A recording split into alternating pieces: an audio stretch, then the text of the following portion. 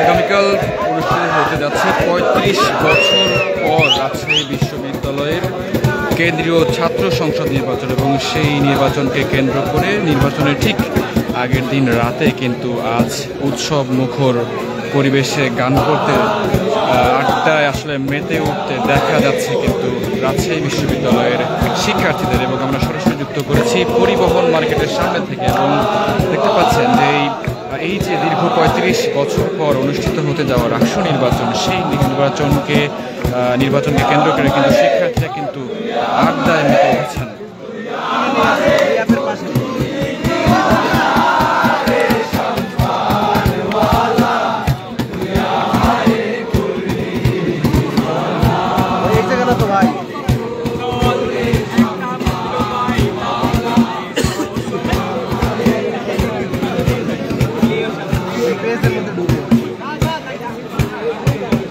দর্শক, একটু জানতে যায় যে প্রধান নির্বাচন কমিশনার অধ্যাপক এফ নজরুল ইসলাম তিনি কিন্তু কিছুক্ষণ আগে কিন্তু একটি সংবাদ সম্মেলন করেছেন, এবং তিনি কিন্তু কয়েকটি তথ্য জানিয়েছেন যে এই নির্বাচনে সব ধরনের প্রস্তুতি নেওয়া হয়েছে এবং ১৭টি কেন্দ্রে কিন্তু অনুষ্ঠিত হবে, এবং ভোটকে কেন্দ্র করে সব ধরনের এবং সেই নির্বাচনকে কেন্দ্র করে কিন্তু বিশ্ববিদ্যালয়ের শিক্ষার্থীদের মাঝে কিন্তু বাড়তি যে উন্মাদনা সেটি কিন্তু কাজ করছে, এবং দেখতেই পাচ্ছেন যে শিক্ষার্থীদের মাঝে সেই উন্মাদনা কিন্তু আড্ডা গানে কিন্তু মেতে উঠেছেন তারা।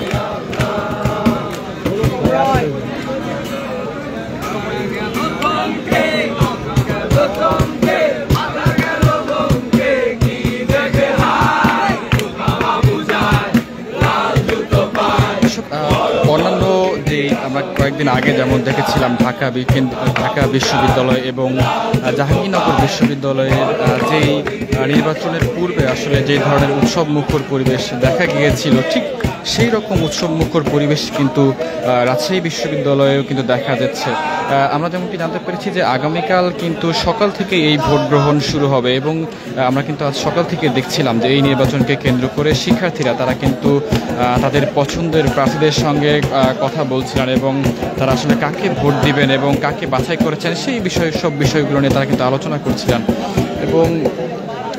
আগামীকাল যেহেতু নির্বাচন, সেই নির্বাচনকে নিয়ে কিন্তু বিশ্ববিদ্যালয়ের যেই বিভিন্ন যেই পয়েন্টগুলো রয়েছে যেখানে আসলে শিক্ষার্থীরা আড্ডা দিয়ে থাকেন, সেই জায়গাগুলোতে কিন্তু শিক্ষার্থীরা আড্ডায় কিন্তু মতেছেন, এবং পাশাপাশি বিভিন্ন জায়গা থেকে বিভিন্ন প্রার্থীদের সঙ্গে কিন্তু তারা কথা বলতে কিন্তু দেখা গিয়েছে, এবং পাশাপাশি নিজেদের মধ্যে যেই শেষ সময়ের যে প্রস্তুতি, সেই প্রস্তুতি কিন্তু তারা সম্পূর্ণ করছেন। এবং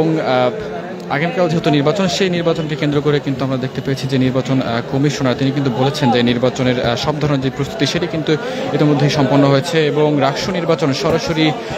দেখতে পাবেন কিন্তু আসলে আগামীকাল থেকে দর্শকরা, এবং সেই নির্বাচন সরাসরি সকল খবর জানতে আমাদের সঙ্গে থাকার জন্য সবাইকে আহ্বান করছি।